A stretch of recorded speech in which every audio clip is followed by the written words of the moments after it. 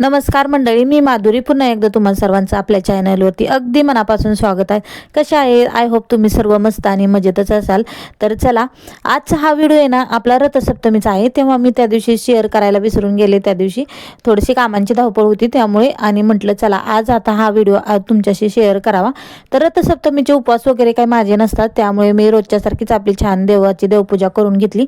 आणि मी ना केस धुतले होते, कारण केसांवरती एक मी प्रयोग केलेला होता. आता हा प्रयोग काय होता तर वरती पाहूनच मी सगळं केलेलं होतं. तर केस माझे खूप गळत होते आणि केसांमध्ये खूप सारा कोंडा सुद्धा झालेला होता. तर त्यामध्ये मी पाहिलेलं होतं की त्याला आहे ना म्हणजे तांदूळ, चहा पावडर, लवंग आणि मेथीदाणे सर्व एकत्रित करून उकळून घ्यायचं आणि त्याचं पाणी केसांना लावायचं. तर तो प्रयोग मी करून घेतलेला होता. त्यामुळे केस वगैरे स्वच्छ धुवून छान असं वरती टेरेसवरती आलेले होते. तर बघा, खूप छान असं संध्याकाळचं आपलं वातावरण झालेलं होतं आणि वरती येऊन मी चहा पीत बसले होते. असं तर मी चहा शक्यतो सोडूनच दिला आहे, तब्येत वाढते असे सगळेच बोलतात की चहा चांगला नसतो. पण शौर्याने त्या दिवशी चहा प्यायला मागितलं होतं की मम्मी मला चहा प्यायचा आहे, पण त्यांनी काय पेलेलाच नाही. म्हटलं नको नंतर, मग आता टाकून कोण देणार ना, म्हणून म्हटलं चला आता आपणच प्यायचं, हो की नाही. तर इथे बघा, हे जे आंब्याचं झाड दिसतं ना, याला खूप छान असा मोहर आलेला होता.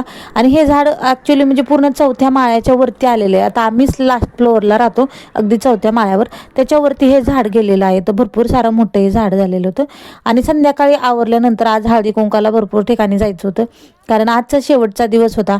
रथसप्तमी असल्यामुळे नंतर हळदी कुंकू होत नाही, त्यामुळे आज भरपूर ठिकाणी हळदी कुंकाचा कार्यक्रम होता. छान असं तयार झाले आणि नंतर हळदी कुंकाला आलो.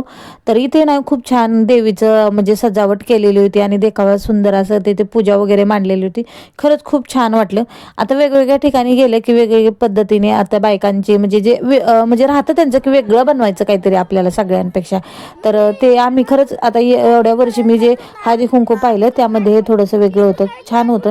असं बैलगाडी वगैरे ठेवलेली होती, देवाची पूजा करून घेतलेली होती. आणि बघा ना तुम्ही, खूप सुंदर अशी देवी सुद्धा इथे बसवली होती. ही मॅटची रांगोळी सुद्धा इथे टाकून घेतलेली होती. मस्त वाटलं, देवा आपण असं दर्शन घेतो आणि हळदी कुंकाचा कार्यक्रम सेलिब्रेशन करतो. खरंच खूप छान वाटलं. तर भरपूर सारी गर्दी होती इथे.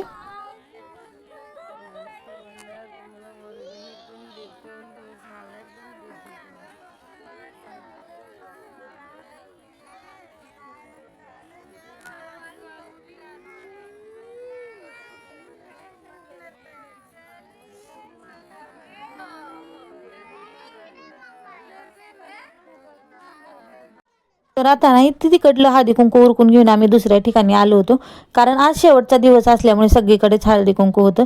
तर हे इथलं करून घेतलं आणि 3 नंबरच्या हळदी कुंकाला आलो, म्हणजे इथं तिसऱ्यांदा हळदी कुंकू होतं. आणखीन एका ठिकाणी जायचं होतं, तिथे सत्यनारायणाचा पूजा घ्यायचा होता. तर बघा तुम्ही इथं कसं लिहिलं होतं, सण सौभाग्याचा हळदी कुंकवाचा.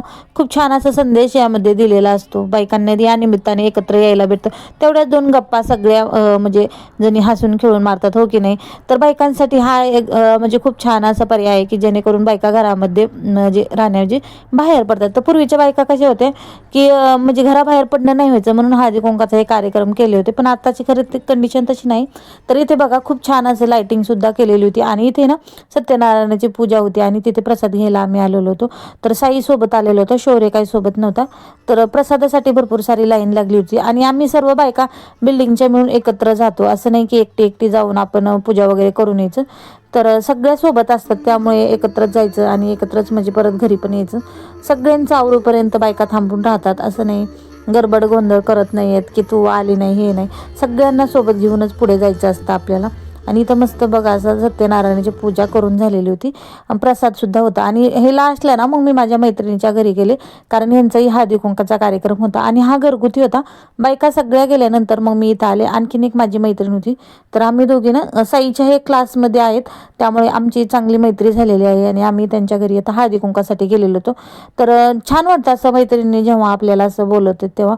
तर बघा, मस्त अशा गप्पा गोष्टी आमच्या चालू होत्या आणि त्यामध्ये आमचं हळदी कुंकू, थोडंसं फोटोशूटसुद्धा आम्ही करणार होतो, कारण त्याच आपल्या ज्या आठवणी राहतात तर हेच आपल्याला क्षण छोटे छोटे जे जपून ठेवायचे असतात. त्यामुळे शक्यतो अशा गोष्टी आपण एन्जॉय करत जा. जेणेकरून आयुष्यामध्ये प्रत्येक वेळ डबल येईलच असं नाही, आयुष्य एकदाच असतं, त्यामुळे भरभरून जगा असं माझं तर मत राहतं. त्यामुळे छोट्या छोट्या गोष्टींसाठी सुद्धा मी खूप आनंद शोधत राहते आणि आनंदी सुद्धा राहते. तर बघा छान असं आपलं हळदी कुंकू झालेलं होतं आणि इथं मुलांची सुद्धा मस्ती चालू होती. कारण साई माझ्यासोबत आलेला होता आणि ह्याची मम्मी आहे ना ती साईच्या म्हणजे फ्रेंड आहे, ह्याचा मुलगा साईचा फ्रेंड आहे, त्यामुळे त्यांच्याही दोघांचं चालू होतं की मम्मी मला यायचं तिथं, त्याच्या घरी मला यायचं. तर बघा इथं खायला द्यायचं त्याचं चालू होतं की मम्मी मला पोमोग्रॅनेट नको आहे मला, मग आता वॉटरमेलन पाहिजे. तर इथं चालू होतं त्यांच्या दोघांची मस्ती. तर आता मी समोर असल्यामुळे लगेच नको नको खायला असं म्हणला आणि मला बोलत होता की तिळगुळ पाहिजे मम्मी मला. तर म्हटलं ये मी काही तिळगुळ खात नाही, तुला देते. मग आला तो माझ्यासोबत, तिळगुळ वगैरे खाल्ले. तर छान असं आमचं इथे हळदी कुंकाचा कार्यक्रम झाला. नंतर माझ्यासोबत आलेल्या ताईंना सुद्धा आम्ही दोघींनी मिळून हळदी कुंकू करून घेतलं. हे सगळे आमचे मुलांची मैत्री आणि त्यांच्यामुळे आमच्यामध्ये झालेली ही मैत्री. तर मुलांच्या क्लासमधले आहे सगळ्याजणी आणि आम्ही त्यांची मम्मी म्हणून आमची सर्वांची ओळख झालेली आहे. तर तुमचं पण असंच असतं का? कारण आपली मुलं जेव्हा मित्रमैत्रिणी असतात तेव्हा त्यांची मम्मीसुद्धा एकमेकींच्या मैत्रिणी असतात. आणि तुमचं पण असंच होतं का? कारण माझ्या मुलांना तर तसं चालू राहतं की मम्मी ही माझी मैत्रिणी आहे किंवा माझ्या मित्राची मम्मी आहे, असं म्हणजे ओळख आपली सगळ्यांची राहते. थोडंसं फोटोशूटसुद्धा आम्ही करून घेतलं. तर हा व्हिडिओ तुम्हाला कसा वाटला आणि जर आपले व्हिडिओ तुम्हाला आवडत असतील ना तर खरंच आपल्या चॅनलवरती जाऊन लाईक सबस्क्राईब शेअर नक्की करत जा आणि थोडंसं मोटिवेटसुद्धा करत जा. चला तर मग भेटूया अशाच नवीन आपल्या एका ब्लॉगमध्ये. तोपर्यंत सर्वांना बाय बाय. श्री स्वामी समर्थ.